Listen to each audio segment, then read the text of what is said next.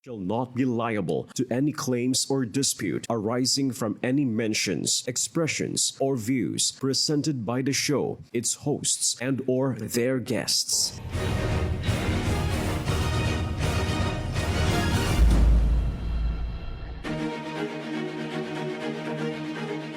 Sa ilalim ng pamumuno ng ating ama ng pambansang pulisya, Police General Jose Melencio Corpus Nartates Jr., itinataguyod ang serbisyong mabilis, tapat at nararamdaman.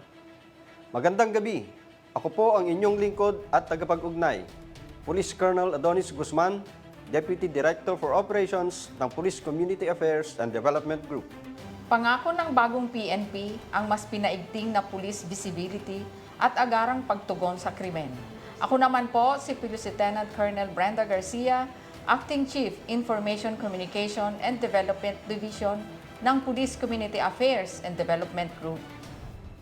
Kaya naman sa pangunguna ng ating ama ng pambansang pulisya, Police General Jose Melencio Corpus Nartates Jr., Kayo po, mga mahal naming kasangbahay, ang aming inspirasyon.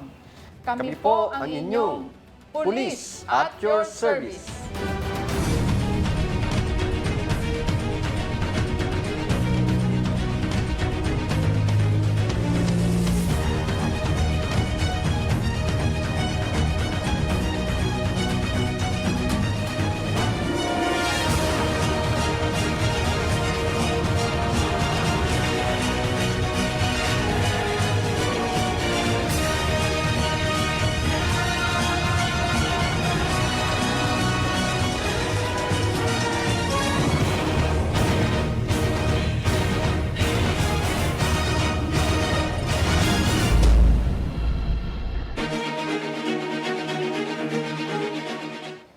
Magandang gabi. Simulan po natin ang ating trending na programa. Tampok ang kampanya kontra kriminalidad ng Manila Police District. Narito po. Para sa makabuluhang tampok sa ika-14th anniversary special episode ng Police at Your Service ngayong Sabado, ang isa sa pinakamansigasig at tinaguriang Manila's Finest, ang Manila Police District, nasa kasalukuyan ay pinamumunuan ng magiting na general na si Police Brigadier General Arnold C. Santiago, ang acting District Director ng Manila Police District. Sa aming pakikipanayam ay nirepresenta ni Chief PIO MPD na si Police Major Philip Ines. Ilang makasaysayang impormasyon ang ibinahagi muna ni Police Major Ines tungkol sa Manila Police District bago ang aming pagtalakay sa mga napapanahong bagay ukol sa MPD at sa pambansang pulisya, tulad ng usapin sa disiplina at tamang police conduct. Sir Ines, actually pinakita ko to sa kasamahan namin ngayon. Sobrang ganda daw, parang it's an amazing museum, iconic kumbaga. And then I told her na nasa one of the oldest kasi kami dito sa Manila, sa Kamaynilaan, at ito yung MPD, Sir Ines. So, pwedeng magbigay po kayo ng short backgrounder about this place po. Kaya ito, sabi nga natin, ang MPD ay 1901, di ba? Ito yung punong himpilan ng hukbong pulisya ng Maynila. Kung saan nga, kaya ito, alam mo ba na yung sikat nating general, General Douglas MacArthur, alam mo ba yung tatay niya? Ang unang chief of police dito sa Manila. Kaya sabi ko nga, maraming kasaysayan, punong-puno ng kasaysayan, kung saan nga meron tayong binuksan dito at mapapansin nyo sa gawing likuran natin. Ito yung Museum of the Manila's Finest, kung saan ito yung kasaysayan, yung mga nakalipas, sabi nga natin makikita nyo rito. At sabi nga natin, maidugtong natin yung kasaysayan at saka kasalukuyan. Maging proud tayo dahil Police Maynila tayo na marami tayo, punong-puno tayo ng kasaysayan dito. At sabi nga natin sa pamamagitan na ito, maipasa pa natin sa mga ibang henerasyon. At hindi lang yon, Clayton, pinapasyalan ito ng mga estudyante natin. Nakikita nyo, tinutur namin dito para makita ano ba meron ang mga Police Maynila, ano ba ang hinubog natin na kasaysayan, ano tayo ngayon. Binabati ko po yung ating mga manonood ng Police at Your Service. Sa mga nakatugaygay po, yung ating mga kababayan sa buong bansa natin na nakatugaygay po sa programang ito, isang mapagpala at kalmadong gabi po sa inyo. Unang-una yung 7 agenda ng ating Chief PNP kung saan nga naka-align tayo doon at yun ay patuloy nating ginagawang compass, pamantayan natin. At with regards doon sa discipline, ipinatutupad natin dito yung tinatawag nating reward and punishment kung saan yung mga Police Maynila na gumagawa ng tama, binibigyan agad natin sila ng pagkilala. At kung sabi nga natin, kabaligtaran naman ito, nakikita agad nila yung consequence. At walang pagtatakip sa atin yan, open tayo at transparent tayo. Palagi nating sinasabi yung transparency and accountability, dapat makita yun ng ating mga kababayan. Ang ginagawa namang pagpapatibay ng MPD pagdating sa presensya ng pulis sa komunidad upang mas maramdaman ng mga Manileño ang serbisyong tapat at mabilis na itinutulak ng liderato ng pambansang pulisya. Dapat may pakialam ka. Ibig sabihin natin yung ating mga kababayan, hindi lamang yung pulis na nakaatang dito sa crime prevention natin. Palagi natin sinasabi yung collaboration natin. At maramdaman tayo ng ating mga kababayan, yung mga pulis natin na naandyan para sabi nga natin, proteksyonan yung bawat isa. At ang pinakamahalaga, katulad ng binanggit ko kanina, yung may pakialam. May pakialam tayo, no? May pakialam ka. Kung saan, yung collaboration with the stakeholders natin, hindi lamang itong pulis natin na makikita natin na nagpapatrolya, kasama natin dyan yung ating mga barangay, yung iba pa nating mga NGO, yung mga volunteers natin, na nakikita natin kasama nila, nagpapatupad at nagpapatupad ng batas at nakikita natin yung epekto nito sa komunidad. Pag sama-sama, malaki yung epekto nito. At palagi nating sinasabi, yung presensya pa lang ng pulis sa mga lansangan kung saan nakikita natin dito sa MPD, pinalalakas talaga natin ito.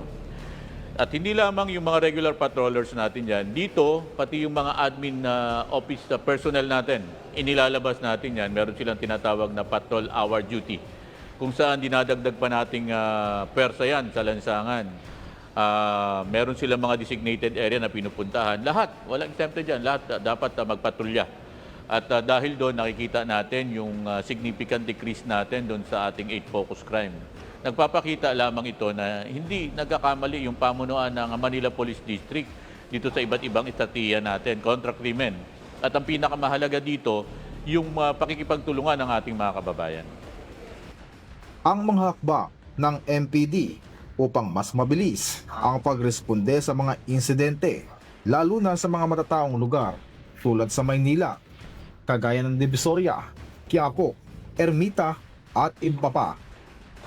Hindi lamang yung tinatawag natin conventional patrolling ang ginagawa natin. Lalo na dyan sa mga matataong lugar na binanggit mo kanina, Divisoria at iba pang lugar dito sa lungsod ng Maynila.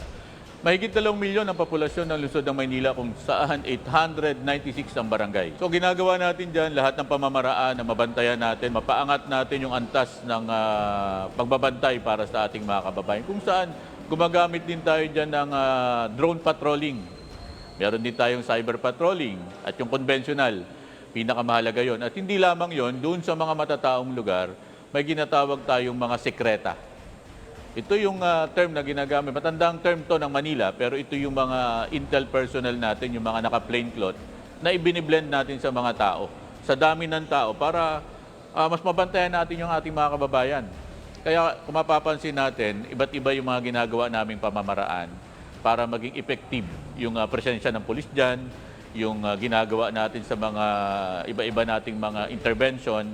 At ito ay na-appreciate ng ating mga kababayan. Hindi lamang yan, very active tayo sa social media. Mabilis yung ating response, yung community and police engagement sa social media. Yung mga complaint nila, pwede na lang daanin sa social media. Mag-message sila sa amin, magpadala sila ng video. At makikita nila yung kagyat nating tugon tungkol dito. Sa direktiba ng pambansang pulisya na mas paigtingin ang internal cleansing, narito ang mga ginagawa ng MPD upang mas matiyak na ang mga pulis sa kanilang distrito ay sumusunod sa tamang asal at hindi nasasangkot sa anumang katiwalian. Tuloy-tuloy yung ginagawa nating talk to men. At hindi lamang yun, marami pa tayong mga ginagawa dito. Nagkakaroon kami dito nung swim o yung ating, katulad sa aming opisina. Araw-araw natin ginagawa after ng DPAR, nagkakaroon tayo ng Bible study o kaya reflection dun sa Daily Bread. Napakahalaga nito para maintindihan natin bilang pulis, ano ba yung purpose natin? Bakit tayo naging pulis? Bakit ba tayo create? At sa paulit-ulit nating ginagawa ito, tumitimo ito sa isip ng ating mga kasamang pulis, no? Na tayo ay protector of the weak, defender of innocent. Tsaka sabi nga natin, maramdaman nila na tayo yung PNP. Yung pulis nyo po, pulis ng Pilipino. Sa patuloy nating pagme-mentor, being mga officers dito, kapatid, kuya, maramdaman natin tayo magkakapatid dito sa serbisyo. Na ang bawat sa proteksyonan natin, gabayan natin, ingatan natin. At palagi nating sinasabi, paano natin poproteksyonan yung ating mga kababayan kung mismo yung ating mga kasama hindi natin maproteksyonan. Proteksyonan natin, tingnan natin yung welfare nila at ipaalala natin kung ano yung mga sinumpaang tungkulin natin. At kung titignan natin dito, sabi nga natin, maraming pulis sa Maynila, 4,000 kami mahigit dito. May mangilan-ngilan na na-involve sa iba-ibang issue. Pero nakikita natin na hindi ito yung kabuuan ng mga pulis Maynila. Maraming pulis Maynila ang gumagawa ng tama. Kung mapapansin nyo, meron tayo ditong working museum. First working museum in the Philippines. Kung saan makikita mo, maraming pulis dito ang nag-alay ng sarili nilang buhay para yung iba mabuhay. Kaya yun dapat maalala ng ating mga kasamang pulis. Kung papaano yung presensya natin ay magiging biyaya para sa iba. Ang pagpapalakas ng MPD sa pakikipag-ugnayan sa barangay at iba't ibang sektor sa Maynila sa ilalim ng bagong programa ng PNP ayon pa rin kay Police Major Ines. Kung mapapansin natin, yung ating District Director, Brigadier General Arnold Santiago, ay palaging nasa labas. Nakikipag-engage siya sa mga barangay, sa mga stakeholders natin at madalang mo makita dito sa loob ng headquarters namin ng aming punong taga-timon. At ang palagi niyang binabanggit, mas kailangan sa labas yung presensya. At regular yung ginagawa natin ditong ugnayan. At nakikita natin very effective to. Nakikita natin yung pulso ng ating mga kababayan dito sa lungsod ng Maynila through doon sa mga ugnayan natin. At doon sa mga ugnayan na yan, marami tayong nabubuo na mga, sabi nga, iba-ibang mga inisyatibo na mas mapapabuti pa natin yung serbisyo natin. Regular yung ginagawa natin na barangay ugnayan kung saan mismo yung ating district director ang makikita nyo doon. At kasama din yung iba nating mga senior officer, yung command group, nandyan din yung station commander.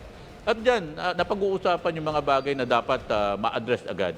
At doon sa mga yon, nagkakaroon ng collaboration, na-encourage natin na tulungan nyo kami. Hindi kasi yung, alam nyo, yung pagsugpo sa krimen, hindi yan lang dapat trabaho ng pulis. Trabaho natin lahat yan. Dapat lahat may pakialam. Ang mga pangunahing issue sa Maynila na mas tinututukan ngayon ng MPD ay kung paano ito naka-align sa crime prevention strategy ng PNP.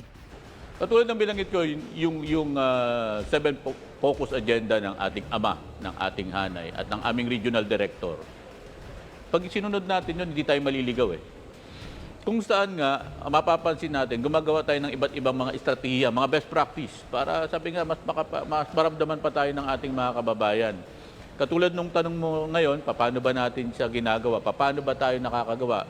Katulad dito sa Maynila, napakaraming tao dito. Diba? Sa umaga, sa gabi, estudyante, napakaraming eskwelahan natin dito. 200 mahigit ang eskwelahan natin sa lungsod ng Maynila. Ang dami nating estudyante. At sabi nga natin, paano natin sila mababantayan? Hindi natin mababantayan sila bawat isa. Pero kung sama-sama tayo, tutulungan tayo ng ating mga kababayan. Yung simpleng pagre-report lang. Yung simpleng pag meron sila napansin ng mga kahinahinalang mga individual, base sa presensya at galaw, i-report nyo sa amin.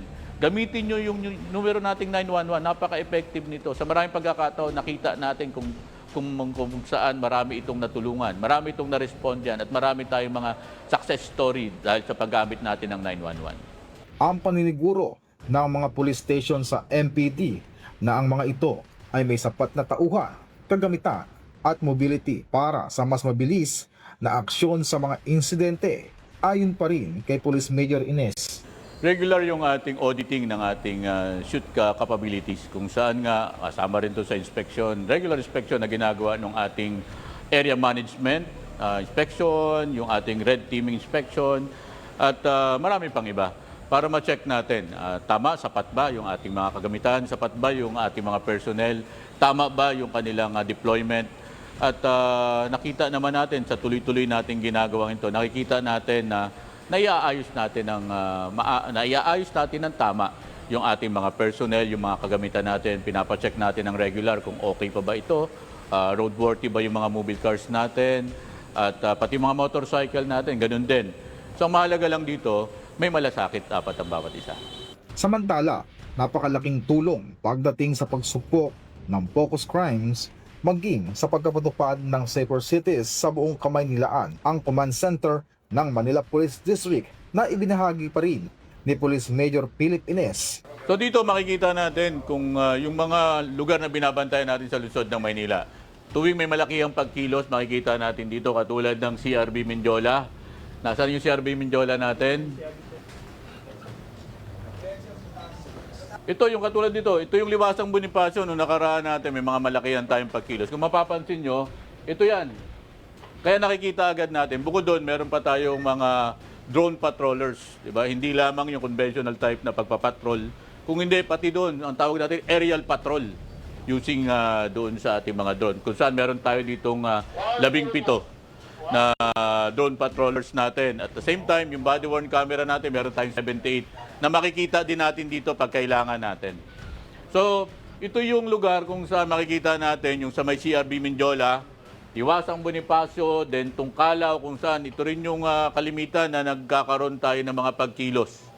At sabi nga natin, dito sa lungsod ng Maynila, mataas ang ating pagrespeto sa karapatan ng ating mga kababayan.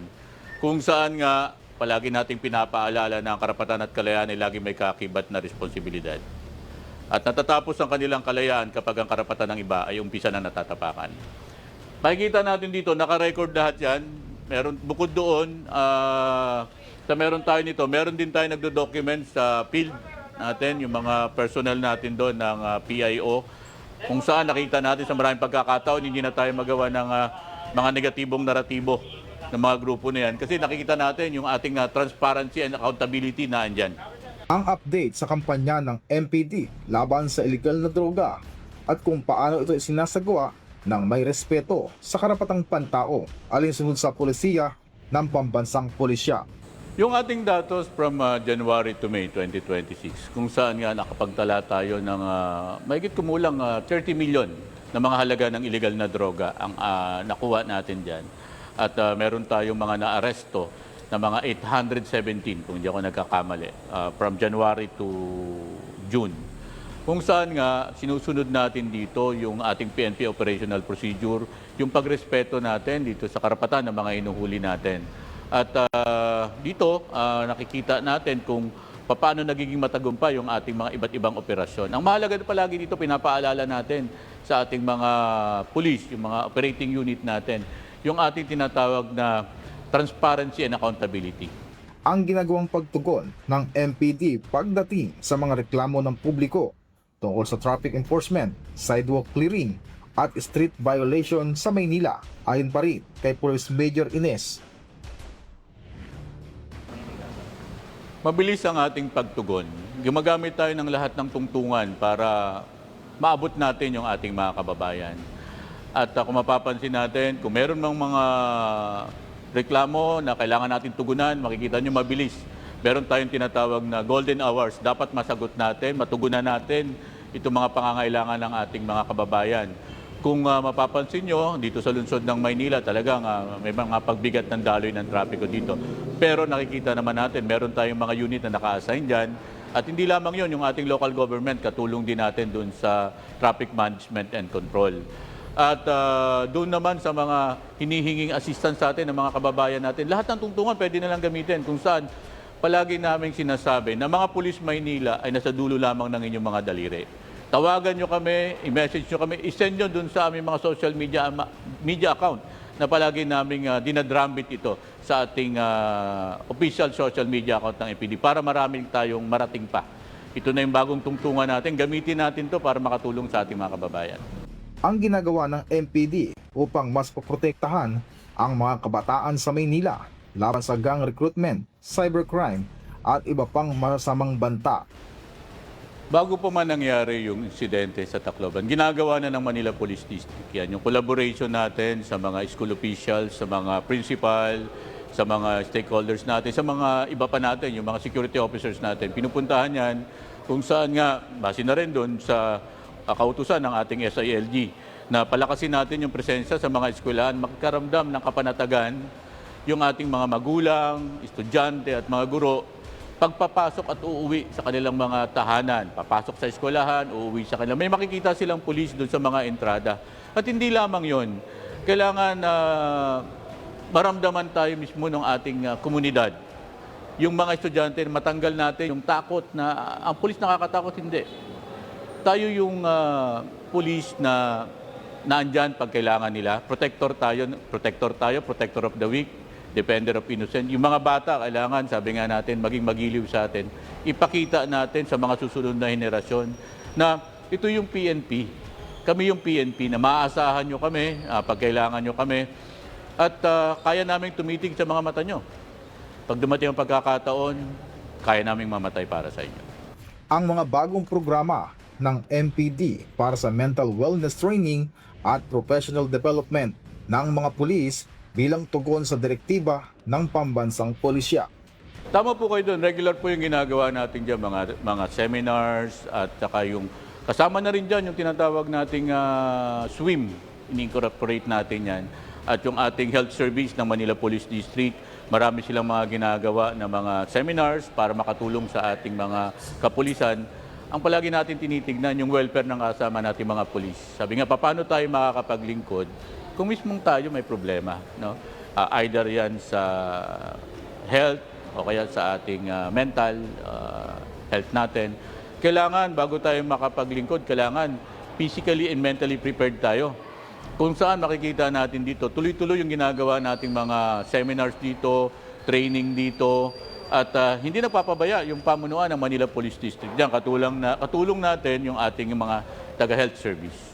Ang mensahe ng Manila Police District sa mga residente ng Maynila tungkol sa patuloy na kampanya ng MPD para sa ligtas, maayos at disiplinadong lungsod bilang inyong police at your service. Go spread the word. Tell the passerby that in this little world, men knew how to die. Sa ilalim po ng aming punong taga-timon, Police Brigadier General Arnold Jensen C. Santiago, makakaasa po kayo sa mabilis, nararamdaman at serbisyong may paninindigan para sa Manileño. Ako si Police Major Pilipines, ang spokesperson at Chief PIO ng Manila Police District, ang inyong police at your service. Bagong PNP sa bagong Pilipinas, serbisyong mabilis, tapat at nararamdaman. Yan po ang pundasyon tungo sa tunay na kaunlaran ng Manila Police District. Dumako naman tayo sa mandato at natatanging accomplishments ng District Mobile Force Battalion. What's this?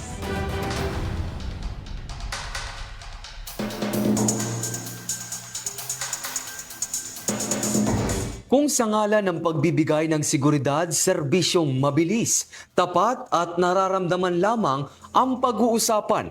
Isa lamang ang mga miyembro ng District Mobile Force Battalion ng Manila Police District sa agresibo at patuloy na tumutugon diyan.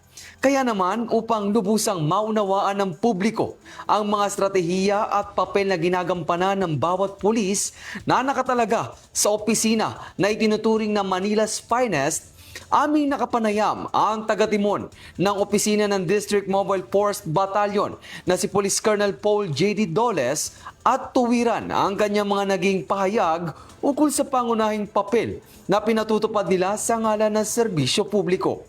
Bago ang lahat, binabati ko ng magandang gabi ang ating mga taga-subaybay ng ating police at your service.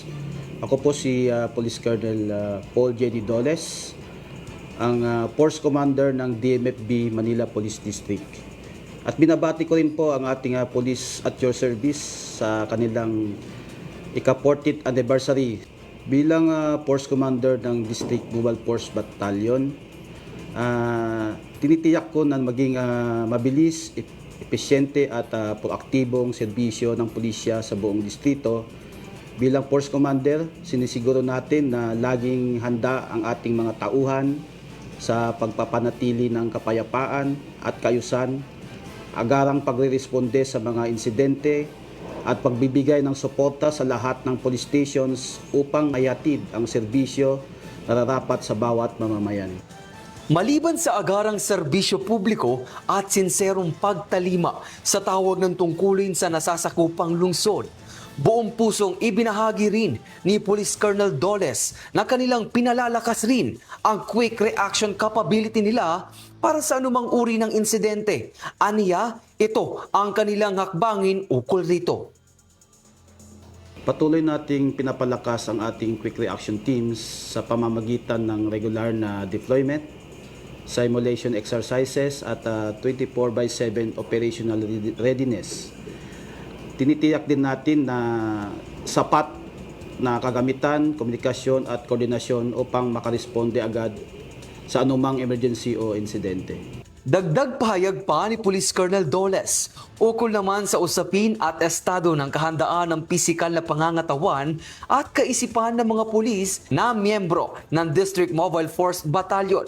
Narito ang kanilang inisyatibo at mariing ipinatutupad lalo na sa panahon ng krisis, insidente, disaster response at higit sa lahat ang usapin ng anti-criminality operations. Regular nating isinasagawa ang tactical training, firearm proficiency, combat and urban operations, crowd management, checkpoint operations, first responder training, at disaster response exercises.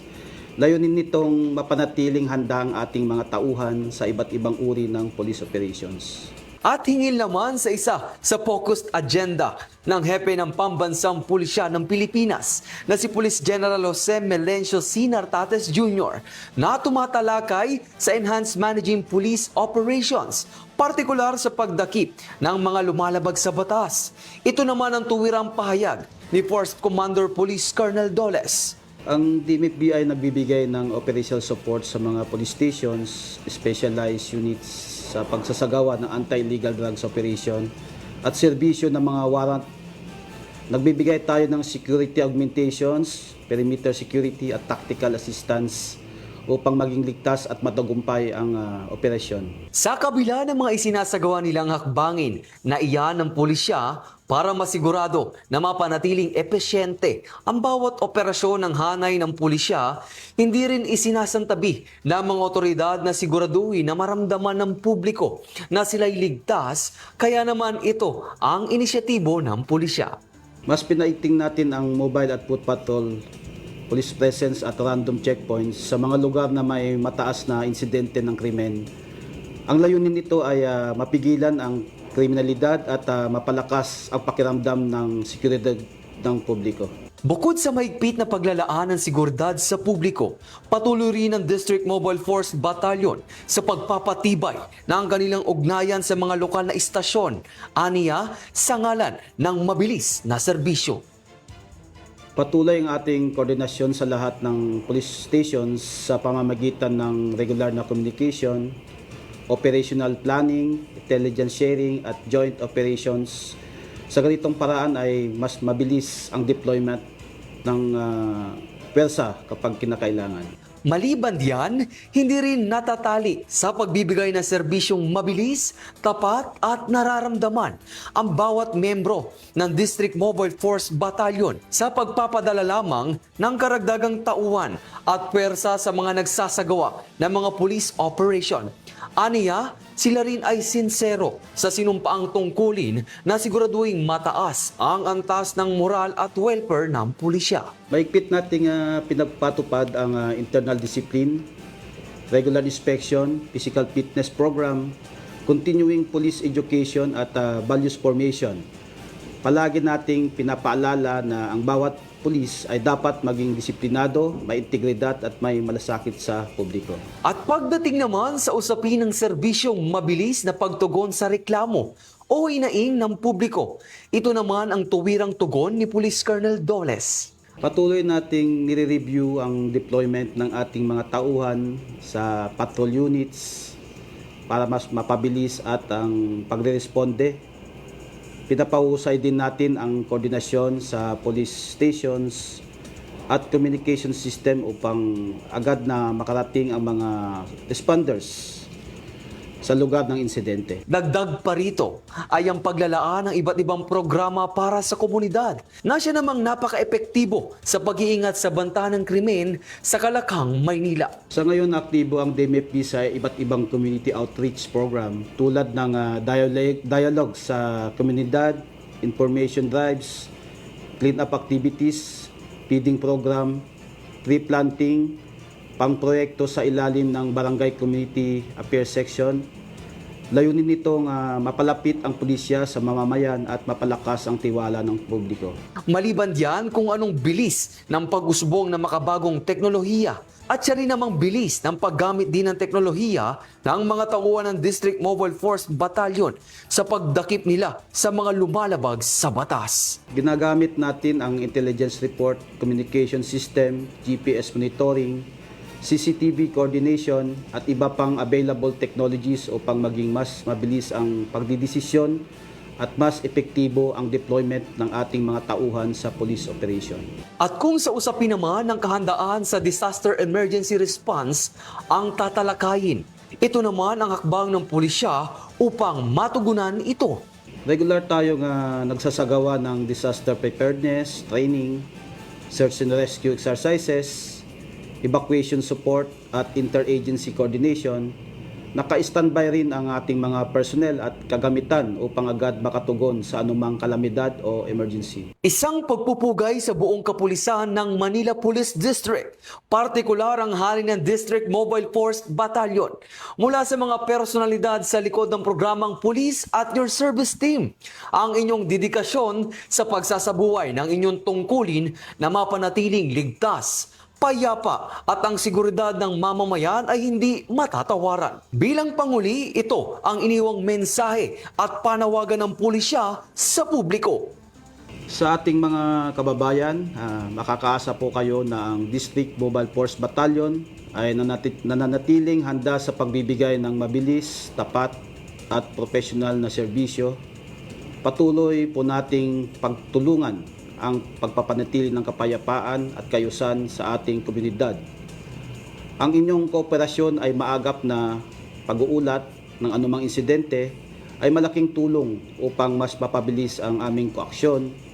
Sama-sama nating isulong ng ligtas, maayos at mapayapang pamayanan. Ito po ang bagong PNP para sa bagong Pilipinas, tungo sa tunay na kaunlaran para sa bawat mamamayan. Kaya sama-sama natin itong kamtan sa pagbabalik ng inyong Police at Your Service.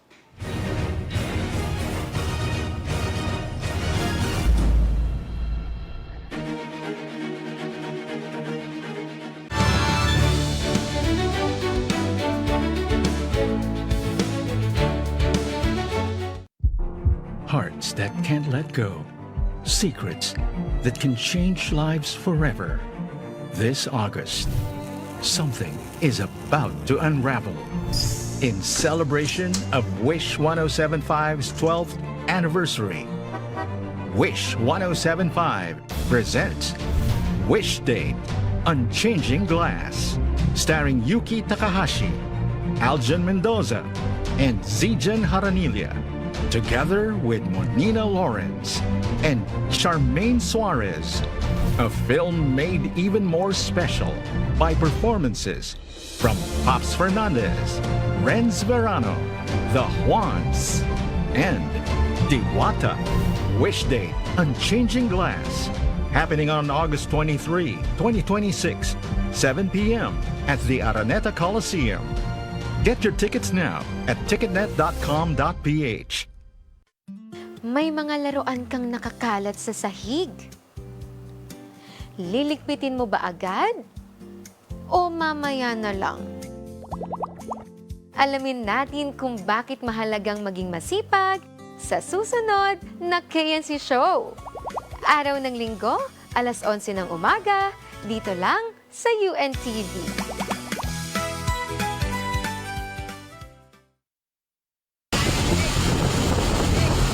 sa oras ng kalamidad kapag tila imposible nang maabot ang mga nangangailangan. May mga bayaning handang lumipad para magligtas. Yung pagod, gutom, hindi ko na nararamdaman yan. Pero yung nararamdaman ng mga pamilya ng mga casualty, sir, doon ako sir na breakdown. Hindi lang lakas ang dala ng bawat uniforme, kundi pusong handang magsakripisyo para makapagligtas ng buhay.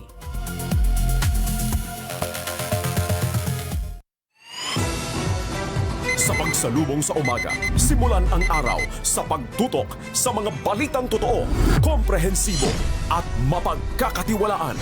Tampok ang maiinit na headlines at mahahalagang pangyayari sa Pilipinas at sa iba't ibang panig ng mundo. Kasama ang mapagkakatiwalaang mga tagapagbalita ng UNTV News and Rescue. Sherwin Colobong, Bernard Dadis, at Ani Rantoy. Tumutok sa Hataw Balita Ngayon. Lunes hanggang Biyernes mula alas 5 hanggang alas 6:30 ng umaga. Dito lamang sa UNTV News and Rescue at sa bayan ring mapapakinggan sa Radyo La Verdad 1350 ang UNTV Radio.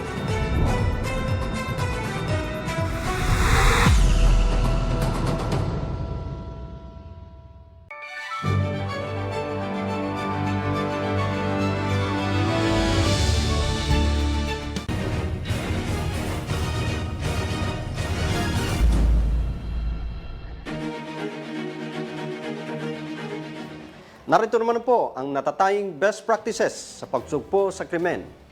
Gayon din ang mga proyektong pangkalikasan ng Rahabago Police Station. What's this?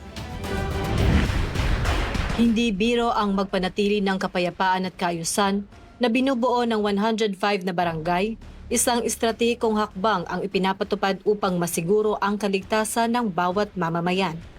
Sa kabila ng limitadong bilang ng ating mga tauhan, mas pinalalakas natin ang police visibility sa tulong ng technology at community partnership.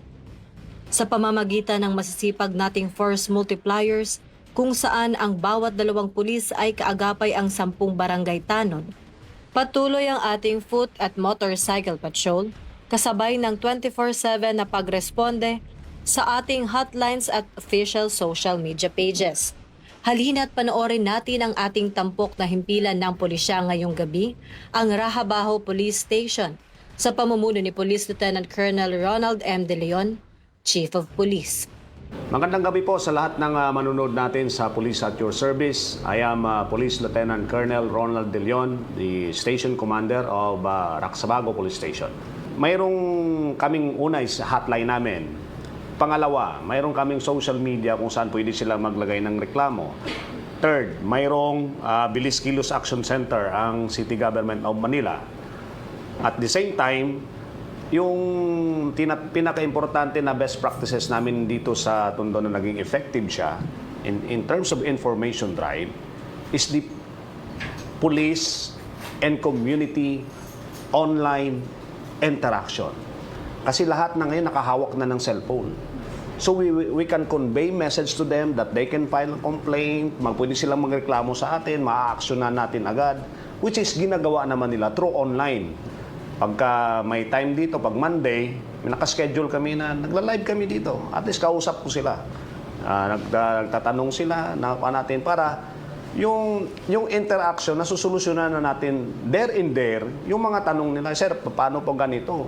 Yung mga problema namin dito, paano ba po solusyonan? At least, pati yung mga barangay natin is nai-involved na dito sa, it is the police and community online interactions na doon ang ginagamit namin, yung mga accounts namin, social media accounts, to conduct information drive to encourage our people na nandito yung kapulisan natin handang magbigay ng solusyon sa lahat ng mga problema ng komunidad. Sa anti-illegal drug campaign natin, naging effective yung isang best practices natin na police and community online interactions. Kasi doon sa mga page ng ating police station, nagme-message na yung ating mga constituents, pictures, videos, name ng tao, informations ng mga involved doon sa mga drugs Ang gagawin na lang ng operatiba natin ngayon is babalidate, then operate. Napapadali kasi ang community na ang nagbibigay ng information through the social media. Kasi nagkakaroon na tayo ng interactions. Itatago nyo lang po yung identity namin. Ito po yung mga informations. Kailangan nating i-validate kasi di man, may mga kapitbahay din naman na minsan na magsusumbong lang sila kasi galit sila sa kapitbahay nila. But most naman ng mga information na sinesend nila sa atin, nahuhuli natin. Yung mga involved sa drugs na yun. Every week or every month may nadadagdag na mga nadadrug cleared na barangay. May mga elements lang na nahihirapan dito sa Raksabago. Kaya sinasabi nga nila, people of Tondo come and go. Kasi minsan hindi na mahirapan yung ating mga barangay officials kasi hindi naman namin residente yan eh. Like yung sa mga tenements, sa mga squatters area. These are elements na minsan is na contributory siya doon sa paghirap ng aming barangay clearing operations, drug clearing operations. Pero kahit papano is may mga nadadrug cleared tayo. Consistent and strict implementations. Kasi pag consistent tayo, sabi nga, dapat araw-arawin hanggang sa masanay. There is a talk in the people of Tondo na nakasanayan na kasi namin eh. Kung makita ninyo sa social media, the feedback of the community, yung mga comments na ginawa na ninyong salas, ginawa na ninyong tambayan, parkingan, o ano pa man dyan, nilagyan ng kalakal. So nag-launch tayo ng tinatawag nating balik disiplina or offline disiplina. Lahat ng mga nahuhuli namin, kinakasuhan. But in the name of fairness and process of the law, ginagamit ulit natin yung social media. Ilang beses tayo nag-conduct ng information drive, giving warnings. Ngayon, this past months, puro na kami panghuhuli. And the result of this, lumabas na yung 35 warrant of arrest sa ordinansa lamang. Ngayon, yung mga tao naman sa Tondo, pag nakikita naman nila na may batas na nagbabawal dito, sumusunod naman sila. Now, there is development in Road 10, development in Kapulong, in H. Lopez, lumuwang yung mga kalsada. Kasi inaaraw-araw ng ating kapulisan, lahat yan, inuhuli, kinakasuhan, hanggang sa masanay na silang sumunod sa mga batas at ordinansa na ipinapatupad.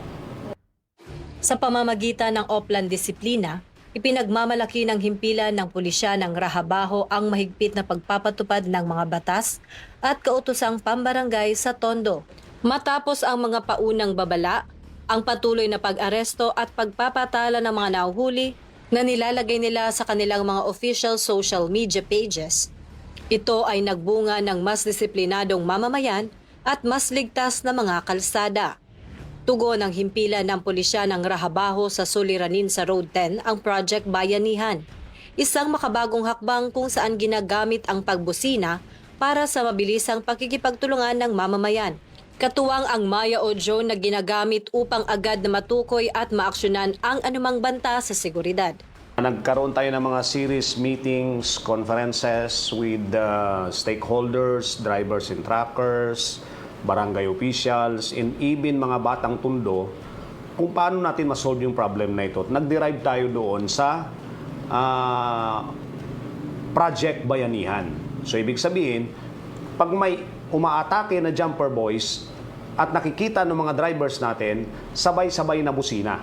Kaya naglagay kami doon ng tarpaulin sa entrance, papasok dito sa Maynila, na nakalagay doon sabay-sabay na tayo may bayanihan, sabay-sabay na busina and dial 911 para jumper boys tuluyan na nating wakasan. So ibig sabihin, pag may insidente, magbubusina ang lahat ng mga drivers, yung binibiktima o yung nakakita mismo na may jumper boys dun sa kalsada, mag-hazard. And one of our strategy, minsan nandyan yung ating Maya, yung mga drone natin. Pinapalipad natin yung drone at namomonitor natin kung saang banda sa kahabaan itong Road 10 na ito. Tinitrace natin yung mga biktima. Through social media interactions, nilolocate natin yung mga biktima At pag nakukuha natin yung mga jumper boys na ito, pinapailan natin ng kaso. Kaya lumulutang yung mga complainant dito para matigil na. And mag-ilang buwan ng matahimik yung road 10 natin. Ang problema lamang, maraming mga mamamayan tayo na nagre-repost ng mga insidente or hindi naman nangyari sa Road 10. May na-encounter kami na isang video na pinost nila na nangyari ito sa port ng Cebu, pero ang caption is Road 10. So, nagsesend siya ng maling mensahe. Tapos may mga inuulit na mga repost. Kaya ang ating Police Community Relations Section ng police station natin, nagme-maintain na kami ng record. Pag mayroong mga repost na mga video, ini-engage agad ng ating kapulisan na nahuli na po ito, napailan na ng kaso, which is the instruction naman ng Kamkrame sa amin para, sinasabi nga, para hindi na lumaki yung apoy. Yung problema natin sa Road 10, kaya nagdagdag ng additional personnel na inilalatag natin dyan. So, bawat area, may mga post dyan na nilagyan ng mga kapulisan natin. At the same time, yung ating Manila District Traffic Enforcement Unit, every 1 hour, kailangan nilang ipasadahan yung kahabaan ng Road 10 northbound and southbound para matanggal yung mga obstruction. The same way, with the District Tactical Motorized Unit, ganoon din ang ginagawa nila. Na ginagamit din natin yung binigay ng City Government of Manila ng mga motorsiklo kasi pag nag-build up yung traffic, hindi na epektibo yung mobile patrol. Ang effective dyan is motorcycle patrol. Ngayon, ma-maximize natin yung visibility in the Road 10 because of the motorcycle patrol. Not only in Road 10, sa lahat ng nasa sakupan ng AUR ng Raksabago Police Station, napapasok natin yung mga maliliit na iskinita because of the motorcycle patrol. Hindi lamang pag-aresto ang tugon ng Rahabaho, kundi ang pag-akay sa ating mga kababayang kasapi sa mga pagnanakaw sa kalsada. Alamin natin ang kanilang mga hakbang at kung tunay nga bang nakatulong ito para sa pagbabago ng kanilang buhay at kaayusan ng pamayanan. Naisip kasi ng ating kapulisan ito, lahat ng mga nahuhuli natin ng mga pamilya ng jumper boys, ang sagot nila, sir, pambili, pangkain. Kasi sir, gutom kami. Sabi ko, why maghanap tayo ng paraan? Kasi yung iba dyan, na mga jumper boys, nagnanakaw ng mga wire, sinusunog yung mga wire at yung tanso ibinibenta. Tinatanong ko sila, magkano benta nyo nito? 30 pesos, 50 pesos. Sabi ko, turuan kaya natin sila magtanim. Yung tinatawag nating urban gardening. May project kasi si Yorme na urban farming. Kaya lang malaki na yun eh. Pag sinasabing urban farming o magastos needs place. So pinababa natin dito sa Raksabago Police Station ang approach natin na urban gardening. Ang urban gardening, may tinatawag kami doon eh, Project Less Po Plantito. Urban gardening, no hunger, no crime. Ngayon, pag pumupunta kami dito sa mga Barangay 105, yung sa Happy Land in Aroma, ini-emphasize namin, okay, magsunog kayo ng tanso, ibenta ninyo ng 30 pesos, 50 pesos. Magtanim kayo ng kangkong, alugbate, kamote, ibenta nyo sa talipapa na tag 20 yung bawat tali. This is illegal. Ang pagbenta ng gulay is legal. At the same way, kung may tanim sila sa bahay nila, di ba? Mayroon kang kangkong doon o eni, kamote, alugbate, bili ka lang ng sardinas, ulam na. So, ibig sabihin, this is the soap approach. Maliban doon sa kinakasuhan natin yung mga nagbabaylit ng jumper boys, pinalayma natin. In the whole city approach natin, binabaan na naman ng city government ng mga tulong, binibigyan ng trabaho. So, nakaisip ang ating kapulisan, paano ba natin maatake yung problema in the soap approach na mabigyan sila ng trabaho na yun eh. Pag nakaharvest sila, ibenta mo sa talipapa, that is income. Pag wala kang ulam, harvest ka lang dyan sa harap ng bahay mo, pwede na. Targetin din yung sa nutrition natin. So at least in our own little way, nabibigyan, hindi man natin nasusolve, at least naiibsan natin yung problema. Mayroon kaming regular barangay ugnayan. Maliban doon sa barangay ugnayan, kaya nga pag nagkakaroon kami ng pagpupulong dito sa barangay ugnayan, sabi ko, gawin nating informal, huwag nating lagyan ng program. Ngayon, pag sinabing informal, nalalaman natin agad eh. Kasi magsasalita agad yung ating mga barangay officials. Sir, ganito po, nalalatag agad nila yung mga problema. At the same time, bawat mga PCP commanders kung mayroong Bible group at mayroong Bible group together with the barangay officials, yung lahat ng nasasakupan ng Raksabago Police Station. Kaya doon pa lang, nagkakaroon na kami pag may announcement sa barangay, may gusto kami paabot sa barangay, pag kailangan ng responde, nandun na rin sa may Viber group. Doon kami nag-uusap, may mga illegal parking, may mga obstructions, may mga problema, may mga pumasok na mga bago sa barangay. Doon na napag-uusapan sa Viber group. At the same time, maliban doon sa regular barangay ugnayan namin. Kailangan nating tugunan yung mga reklamo at pangangailangan nila. Kasi to respond doon sa mga problema nila, nade-develop natin yung ating police and community relationships. Kasi ang mga tao, tulad nito, isang example na lang, problema ng Deca Homes. Marami na hindi daw masolusyonan. Tinulungan ng pulis natin na solusyonan. Parang the feeling of being safe kasi nandyan yung kapulisan to give solutions to those problems. Sabi nga, lahat na yata ng problema ng komunidad is iniatang na sa ating mga kapulisan. Kaya, pag ibinigay natin o nakabigay tayo ng mga solutions doon sa mga problema nila, doon na de-develop yung trust and confidence ng ating community. First is the strict implementation of curfew. Pangalawa, ibinabalik natin yung responsibilidad sa mga magulang. Because under the child endangerment law, yung mga nahuhuli namin dito, like for example, yung mga nagdadrive na mga minors ng mga sasakyan, pinail namin yung kaso, in-emphasize namin na mayroong kapabayaan sa magulang, nakakasuhan yung mga magulang. But ang pinaka-epektibo talaga para maalagaan natin yung mga kabataan natin is through school visitations. During flag racing, we talk to principals, teachers. As pag-flag racing, nakikipag-usap kami sa mga kabataan. Information drive ulit, lectures about the laws, para madahan-dahan, mabali yung mga maling paniniwala ng mga kabataan natin. Kaya, every Monday we schedule to go to schools at may time yung kapulisan natin na mag-lecture. At yung may katanungan yung mga kabataan natin, nasasagot natin.